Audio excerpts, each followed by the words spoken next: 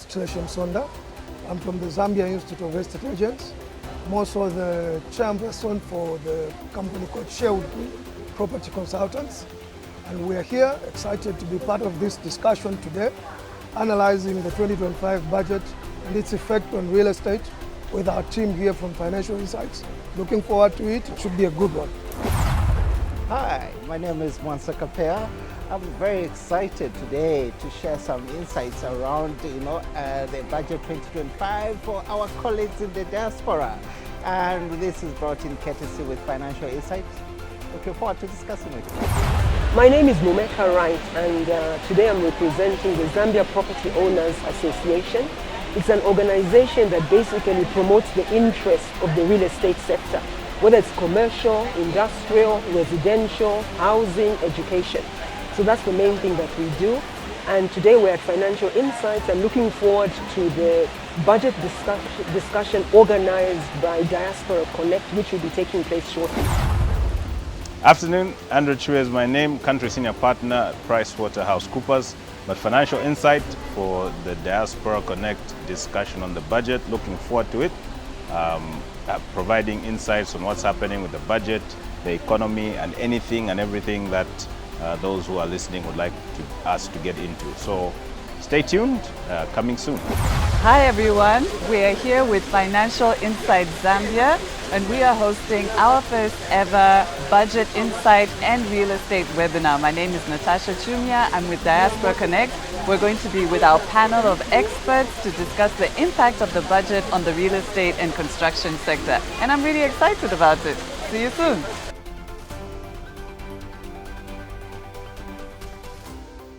But you can't do it all at once. So I think, one is really maybe talking about a split where I absorb some of the cost and then pass on partly. But the idea of passing the entire cost on to the client won't work because I won't be able to sell.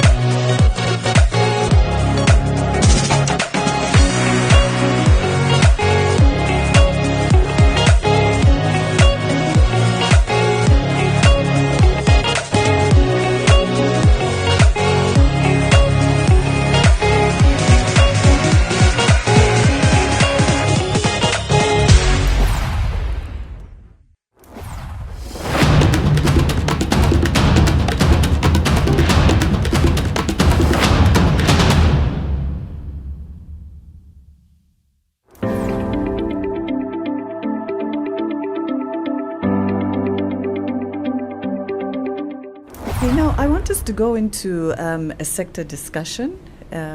Let's talk about how the budget will impact different sectors and real estate in those sectors. 𝗕𝘂𝗱𝗏𝗏, I want to start this discussion with you. We've seen that international visitors increased by 21% in 2024.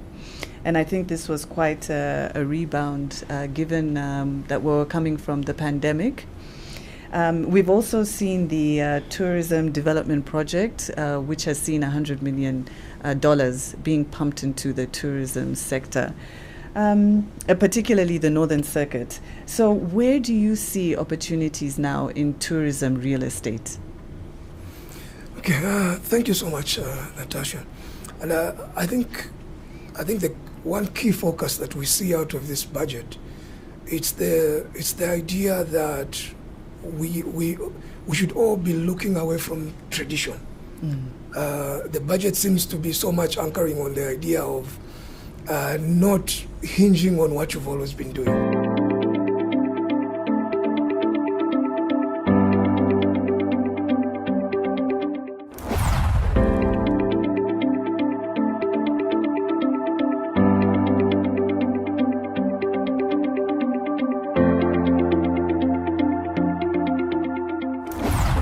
Here at Sherwood Green Property Consultants, where I'm speaking to Mr. 𝗕𝘂𝗱𝗴𝗲, who is going to tell us a little bit about the previously presented budget for 2025 by the Minister of Finance and National Planning, Mr. 𝗕𝘂𝗱𝗴𝗲.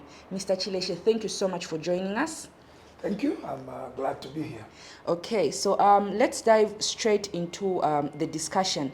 How would you describe the budget in one word? Okay, in a single word, different words. So let me see. One word, it's a forecast. It's a forecast, one word. Okay, thank you so much. And where do you see opportunities in tourism real estate? Do you see any opportunities in the tourism real estate? Yes, I think particularly in areas to do with, when we look at the opportunities for real estate in tourism, then you have the original traditional sectors, which is your hotels and lodges. There's also still a lot of opportunities in terms of safari lodges. These are lodges that are done in the game parks. And also traditionally, you still need, where you have these tourists, you still need areas of retail, areas of entertainment. So there's still opportunities there. And then opportunities also exist in more non-traditional sort of areas. Here you're looking at vacation homes. Vacation homes, that's a concept that for Zambia, we don't have much of that. So there's good opportunities there. There's also good opportunities in terms of furnished apartments. So tourism for furnished apartments, most of our existing tourist towns have very, very little of that. And lastly, still very big opportunity in conferencing and events centers. We still have limited conference places in the country. So there's still very, very good opportunities there. But events centers, that's having opportunities all over the country. And that goes beyond, for events, it's also slightly beyond even tourism, because events can also be used for other types of events. And we've seen events places showing up in a lot of places and still being very, very busy. Most event places in around even Lusaka are fully booked for the whole year. So that tells you there's still a lot of opportunities there. Okay, thank you so much. And what would you say were some of your key takeaways from the budget that was recently presented? I think the key, if we had a concept around this particular budget, the issue is really about don't put your eggs in one basket. I think what the minister is trying to bring out in this budget is that very point, that perhaps for too long as a country, we relied on single elements. For example, most of our energy came from hydro, and we've been hit with the worst load shedding probably we've ever seen. And the reason for that is because we depended on one thing. So you can see that the focus appears to be the idea of moving away from looking only at one thing, which inevitably takes you to diversification. So the budget seems to be very much anchored on concepts of diversification, which from a real estate perspective, those are things which are relevant. So this budget is teaching us things. As people that are in the real estate sector, as we look at the budget, we are also as investors in real estate, we should be thinking about how safe are our own investments in real estate. Are we over invested in one type of real estate? Should we consider other types? Should we diversify, maybe apart from residential, have a bit more of office space, have a bit more of student accommodation, where you try and have different things going on. So I think, for me, that's the message this budget is really anchored on. Okay, thank you. And would you say, or do you think that there was anything in particular missing from the budget, or what would you have loved to see added to the budget that was presented? Yeah, that's a good question. And I guess if I don't see anything wrong with it, then people would think we haven't read it. Let me say this. I think this was probably one of the most difficult budgets that any government has had to come up with. We are talking about coming from the back of COVID into cholera, cholera into the drought into load shedding. So I don't think anyone should be in a hurry to try and see a lot of problems with this budget. This is a very, very difficult budget, to be fair. And I think what the government has done to try and focus a budget on trying to diversify and trying to keep things tight. If you look at it, it doesn't open up for too much going on. It tries to keep things tight, which I think is the correct thing to do when you are in trouble. So it's not a time to be trying to introduce too many new things and things like that. You want to hold tight and sail the ship and try and cross through. So I think in the circumstances, it's difficult to try to condemn or to look down at the budget and all that. In terms of the real estate sector, I think for the real estate sector, we've probably had a few years of not so much excitement in terms of investment in the real estate sector.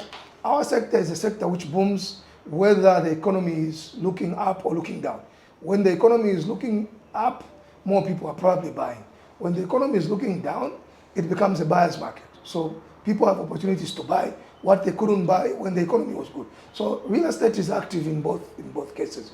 But we think, from a perspective, speaking also as president for the Zambia Institute of Estate Agents, the real estate sector has been quite hit by investigations going on in our country. Most of that has anchored on real estate. And some of it begins to scare investors away from our sector. So looking forward to 2025, we're looking forward to a time when real estate will receive a bit less negativity. We hope to see maybe more action on other sectors, but we look forward as a real estate sector to a time when we can have a bit more positivity and just encourage those that are dealing with issues in real estate to balance, as much as we must deal with issues of crime in real estate, but let's not kill the sector by making people lose interest or people be fearful that if they invest in real estate today, tomorrow the security wings will be all over them. So I think that's generally what we are looking forward to. Okay, thank you. And now, on a final note, speaking from an angle or a perspective of real estate, would you have any special message, any warnings or encouragements to our friends in the diaspora considering investing back in their country, Zambia, with the outlook of the budget, or any final words that you have? Yes, I think there's many opportunities for investment in Zambia.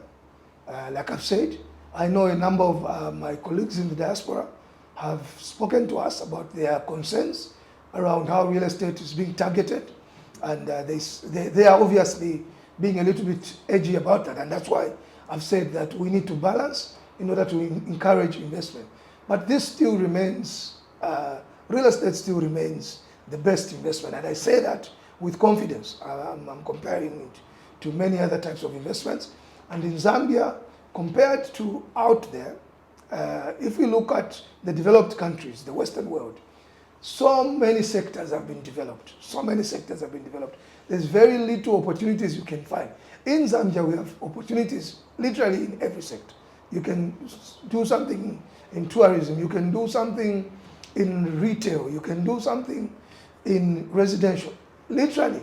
So this is really the place where the opportunities are still there. What we also advise you is work with experts, okay? Work with professionals. I'm with the Zambia Institute of Estate Agents. We have our members, they are professionals, they are trained, they are licensed. And I know some of you in the diaspora have been complaining about harassment and sometimes cases of scandals and things like that. I can assure you that the Zambia Institute of Estate Agents has now started cracking down on illegal estate agents. Just last week, we had an operation. We arrested over 50 illegal estate agents. And as we are talking, they are going for prosecution and they are likely to be jailed. So we have heard your concerns and we are beginning to work on it to bring order. So that word to say, look, we are working on it, order is coming, that's happening. But please work with professionals. Contact us, we'll give you information on who's qualified, who you should deal with. Don't deal with anyone, okay? So there's different opportunities, there's different services. Our members are offering different services. You don't have to even worry sometimes about using your relatives to build your real estate here. There are professionals that can help you, guide you through it.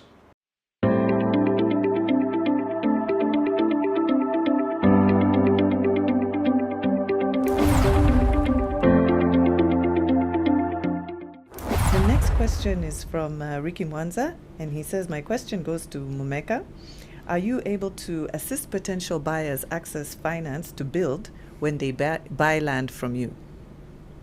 Definitely, So I am. Yes, I mean that can be done by introducing them to the colleagues from Zambia National Building Society, because as has been mentioned, they're actually able to start from the purchase of a plot.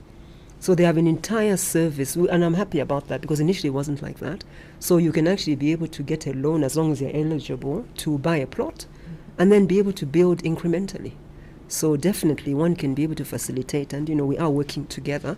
Because as has been mentioned, their rate is very competitive. Okay. So right now, I think they're the best bet on the market. So you do have a partnership, just for clarity? Yes, we do. You do have a partnership with the Building Society? Yes, we do. Oh, okay, all right, great. Chichi is asking, Mwansa, why are mortgages so low in Zambia? A commercial bank will give you 150,000 kwacha, and that will not get you a decent house in a good area. What is ZNBS doing to start offering mortgages that speak to the current high cost of housing? Interesting question, Chichi. I hope you're not confusing personal loans with mortgages, because mortgages are actually long-term. We are giving up to 30 years. So if you amortize your income over 30 years with the interest rate at 18%, in fact, Zambia National Building Society has no cap. We can give you as much as you want. What limits perhaps determines the limits is your affordability. The past few years after COVID, we've noticed quite a number of beautifully constructed commercial properties which are not tenanted. Given that the future is tilting towards remote work, less corporate space is needed. What would your advice be to someone wanting to get into the commercial property business? And how can one who has been impacted by COVID re-strategize their property to make it attractive and come back into business? I think, Chileshe, since you are the leading property consultant, we'll put that question to you. Difficult questions. Yeah. So that's a good question. It talks especially about the story in Lusaka. But at the same time, what is most affected is the high end of the office space. So within commercial and within office space, again, you have classes of office space. So the first thing I want to clarify is most of this has impacted the high end, and this is coming from the last 10 years when suddenly we realized there was not enough office space, and so many developers went into building, and all of a sudden you saw Rhodes Park, at Sababa Drive, office space everywhere. And obviously for us as consultants, we are thinking, okay, so when does this blow? Because at some point, somebody's going to find that the demand has been met. So that's partly what's happening in that space. Now, for us, even still in Lusaka, we still don't have that much of a supply or sort of good office space. Okay. So what you are seeing might actually be temporal. So we would not advise somebody to rush out very quickly. There's office spaces which, if you notice, remained vacant, office spaces behind showgrounds. There are spaces there which stayed vacant for 3-4 years. You go there now, they're all taken. So we would not sort of advise somebody to think this is the end, because there's still quite a high demand. And we are in recovery. And for a place like Lusaka, which doesn't have that much good office space, during recovery, you will see these vacancies. Andrew was talking about the recovery space. So in the recovery space, you may not see so much of those offices being taken up. But once we come out of that space, you will still see them being taken up. So I know that in Western countries, in the more developed countries, I know my good friend Kalumba in the UK, he's not been back in the office since COVID, and I keep laughing at him that he's working with shorts and a suit on top, working nicely like that. In those places, the effect is different.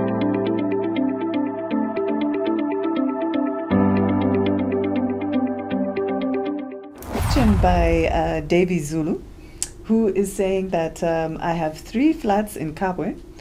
How can I use them to borrow funds to build the remaining 4 flats? And I think, Mwansa, that question is clearly targeted towards you. Sure. Thank you very much. So, as Zambia National Building Society, we do have a facility called equity release.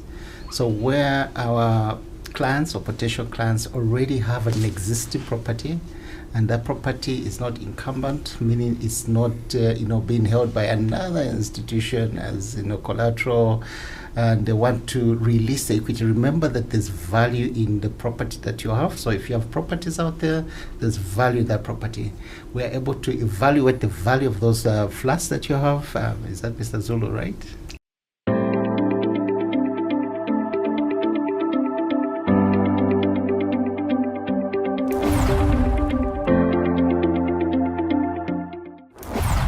The northern circuit has some amazing waterfalls. I've seen some waterfalls, and you think it's not in Zambia. They're so beautiful, and I think that's one line. And for that, you'll be looking you're looking at Northern Province, Mchinga, and then you get to the only place with white sand, Samfya Beach, another beautiful place. In fact, interestingly, talking about Samfya and tourism, a very good friend of mine is having his wedding in Samfya next month. Okay. Yeah, and they picked it partly for that. For the beauty. So little things here and there can begin to happen, but yes, Northern Circuit, follow the waterfalls. Right. You'll start to see the beauty of these things. Then Samfya, of course, with the lake. Another beautiful place. Yeah, and I would also just add to that to follow the money. So we have this $100 million project, and to look at the areas which are being developed under that project. Some of those are Kasaba Bay, Luia National Park. Yeah, so those are also areas that you can consider, Milambo. And now I will turn back to you, Mwansa. There's a question here from Kingsley, and I think I'll combine it with Mary's question. Kingsley is asking that he has a farm in Chisamba, and he's working in Abu Dhabi. But he wants to know if he would qualify for a mortgage from ZNBS. And Mary's asking the same thing. How do I qualify for a mortgage living in the UK? Okay, so the Zambia National Building Society is, and I'm proud to say this, the only financial institution in Zambia that is giving facilities to Zambians living outside Zambia, that is living and working outside Zambia. So we have what we're calling a diaspora mortgage, Very exciting, and we've seen the demand increase, demand grow. So that is a facility that can support their need.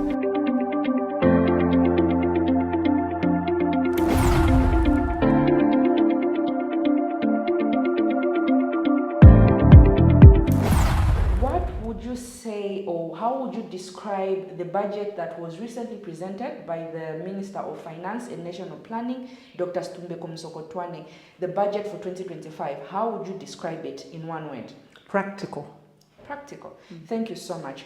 Okay, and what would you say were the key takeaways? What were some of your key takeaways from the budget that was presented? I think for me the key takeaway was really an acknowledgement that our economy is in a tight spot, and certain actions need to be taken to be able to manage growth, manage business expectations, while at the same time being able to make sure that our vulnerable members of the society are not adversely affected by the changes or by the distortions taking place in the economy. Okay, thank you so much. And what effect will any potential de-dollarization regulations pose to the real estate market? Okay, de-dollarization is a topic that we have been discussing as the Zambia Property Owners Association for a long time. And I think for us, the main challenge that we have with the de-dollarization, which we understand means that we will not be able to charge in dollars, but need to only charge in kwacha, is the fact that for several players in the market, both in the residential as well as commercial, funds obtained for the projects that we are running are actually obtained in dollars. So we apply for different external funds, they come in dollars, and our investors are expecting their money back in dollars. So the challenge that you have is that if we're not allowed to charge in dollars and the rate continues to fluctuate up, down, it's difficult to plan.